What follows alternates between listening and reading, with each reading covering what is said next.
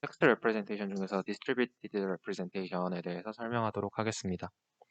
먼저 워드 임베딩이라고 하는 개념에 대해서 살펴보고 가겠습니다. 워드 임베딩이라고 하는 거는 이제 단어를 벡터 형태로 표현을 하는 방법론들을 이제 워드 임베딩이라고 하고요. 가장 간단하게 생각해 볼 수 있는 게 각각의 단어를 원합 벡터로 표현하는, 그러니까 어떤 차원수가 복합 사이즈만큼 되는 그런 걸 생각을 해볼 수 있는데, 이런 원합 벡터로 표현했을 때의 단점은 차원수가 커지고 이제 단어 사이의 관계를 표현을 못한다라는 단점이 있습니다. 그래서 아래 예시를 보면은 모텔이랑 호텔이라는 단어는 굉장히 유사한데, 이걸 원합 벡터로 표현을 하고 이거 이 두 벡터 사이의 어떤 시밀러리티를 계산을 하면은 그게 0이 나오게 됩니다. 따라서 이러한 원합 벡터로 표현하는 단점을 조금 보완을 하기 위해서 이런 distributed representation에서는 일단 차원수를 줄여준다라는 장점이 있고, 그다음에 단어 사이의 관계를 벡터로 표현을 했을 때도 동일하게 유지가 되도록 표현을 해보자라는 것이 이제 distributed representation 방법론입니다. 그래서 이번에 설명을 할 건 이제 뉴럴넷 랭귀지 모델, 그다음에 워드백, 글로브, 패스트 텍스트에 대해서 설명하도록 하겠습니다. 먼저 NLLM입니다. NLLM은 이제 단어의 임베딩 벡터와 이제 랭귀지 모델을 동시에 학습을 하는 걸 말을 하고요. 이제 이 어떤 원합 벡터가 단어가 원합 벡터 형태로 주어졌을 때 이 룩업 테이블 C를 통해서 원합 벡터가 임베딩 벡터로 표현이 되게 되고, 이게 그 뉴럴넷에 들어가서 그 다음 단어를 예측하는 랭귀지 모델을 학습을 함으로써 최종적으로 이런 랭귀지 모델과 C라고 하는 룩업 테이블을 학습을 해서 이 원합 벡터를 임베딩 벡터로 바꿔줄 수 있는 그러한 형태로 모델이 학습이 되게 됩니다. 다음은 이제 워드2백입니다. 워드2백 같은 경우는 크게 15랑 스크램이라는 두 가지 모델이 있고요. 15 같은 경우는 주변 단어를 가지고 중심 단어를 예측을 하는 그런 모델을 15라고 하고, 스킵그램 같은 경우는 중심 단어를 통해서 주변 단어들을 예측을 하는 모델을 이제 스킵그램이라고 합니다. 그래서 일반적으로 스킵그램이 이제 학습을 하는 관점에서 봤을 때 그레디언트의 정보가 더 많기 때문에 15에 비해서 좀 더 좋은 성능을 보인다라고 알려져 있습니다. 워드2백을 학습을 할 때 몇 가지 테크닉이 있는데요. 첫 번째는 이 중심 단어를 주어주고 그 다음에 W라고 하는 어떤 매트릭스를 곱한 다음에 다시 어떤 W 프라임이라고 하는 매트릭스를 곱하게 되는데, 이 두 매트릭스를 똑같이 해주면은 좀 더 계산을 할 때 효율적으로 할 수 있게 됩니다. 다음은 이제 자주 나오는 단어의 쌍을 뭐 하나의 단어를 취급을 해서 복합 사이즈 자체를 줄여줄 수도 있고요.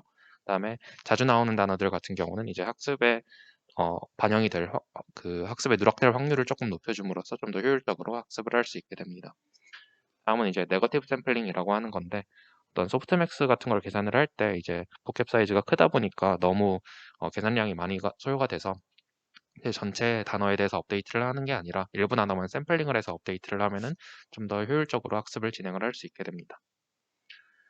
다음은 글로브입니다. 먼저 글로브의 모티베이션부터 간단하게 살펴보면은, 어떤 아이스와 스팀이라고 하는 단어가 주어졌을 때 이제 어떤 그 다음에 단어가 어떤 K라고 하는 단어가 등장할 확률을 K 기분 X라고 정의를 해보겠습니다. 그때 K의 어떤 솔리드라고 하는 단어가 주어졌으면 이 솔리드라고 하는 단어는 아이스랑 이제 스팀보다는 아이스보다 더 연관성이 높을 거고요. 그래서 이 두 개의 어떤 프로버빌리티를 확률 이렇게 비율로 나타냈을 때 이 솔리드라고 하는 단어는 이제 분자에 더 큰 연관성이 있기 때문에 굉장히 높은 값으로 나타나게 되고, 이 가스라고 하는 단어가 주어졌을 때 이거는 이제 분자보다는 분모에 더 큰 연관성이 있기 때문에 이 값 자체가 더 작은 값이 나오게 되겠습니다. 그리고 그 분자나 분모 둘 다에 상관이 없는 이런 단어들이 나오게 되면은 그 값은 굉장히 1에 굉장히 가까운 값이 나오게 될 것입니다. 이러한 모티베이션으로부터 시작을 해서 어떤 I랑 J라고 하는 단어가 주어졌을 때 그 K라고 하는 단어 사이와의 관계를 이제 F라고 하는 함수로 표현을 하게 되고, 이 어떤 I와 J와의 관계를 먼저 정의를 하기 위해서 이 두 벡터 사이의 마이너스로서 이렇게 두 단어 사이의 관계를 정의를 하고, 여기서는 이제 좌변이 어떤 어, 벡터 값이고 여기서는 우변은 스칼라 값이기 때문에 이런 닷 프로덕트를 통해서 이제 둘 다 스칼라 값으로 되도록 이렇게 유도를 합니다. 다음은 이제 f라고 하는 함수 자체가 이제 주변 단어랑 중심 단어에 대해서 시미트리컬한 함수여야 된다라고 해서 총 두 가지 어, 과정을 거치게 되고, 처음에는 이제 이 호모모르피즘을 만족을 해야 된다라고 하면서, 이 호모모르피즘을 만족을 해야 된다라고 하는 거는 어떤 f라고 하는 함수가 a 플러스 b가 들어갔을 때 fa 곱하기 fb라고 하는 형태로 바뀌어야 된다라는 거고, 이러한 거를 만족을 하는 함수 f는 익스포넨셜 함수다 라고 한 다음에 익스포넨셜을 여기에 대입을 한 다음에 이렇게 쭉 유도를 하다 보면은 결국에는 시미트리컬한 함수를 만들어야 되기 때문에 마지막에 이 로그 x라고 하는 부분을 ei, pk 이런 식으로 바꿔서 결과적으로 다음과 같은 식을 유도를 하게 됩니다. 그래서 앞에서 유도한 식을 통해서 결국에는 어떤 두 단어의 임베딩 벡터의 다 프로덕트가 그 코어커런스 매트릭스에 등장하는 그 엘리멘트 값과 유사해야 된다라는 것을 이제 오브젝티브 펑션으로서 학습을 하고요. 여기에 이제 f라고 하는 펑션까지 추가적으로 도입을 해서 이 f라고 하는 펑션은 오른쪽과 같이 정의를 하고 이제 저반복 단어에 대해서는 좀 그러한 웨이트를 줄여주고 그다음에 고반복 단어에 대해서 높은 웨이트를 부여를 하는데 고반복 단 너무 이제 고반복 단어에서 오버웨이팅이 되는 걸 좀 막기 위해서 일정한 스레시홀드를 걸어서 그 이상은 모두 웨이트 동일하다라고 해서 다음과 같은 최종 식으로 학습을 진행을 하게 됩니다. 다음은 패스트 텍스트입니다. 패스트 텍스트는 이제 기본적으로 캐릭터 레벨의 어떤 임베딩이고요. 그래서 캐릭터 레벨로 모든 단어를 쪼갠 다음에 그거에 엔그램으로서 그 단어를 표현을 하게 됩니다. 그래서 이렇게 했을 때의 장점은 학습 데이터에 존재하지 않는 단어도 표현이 가능하고요.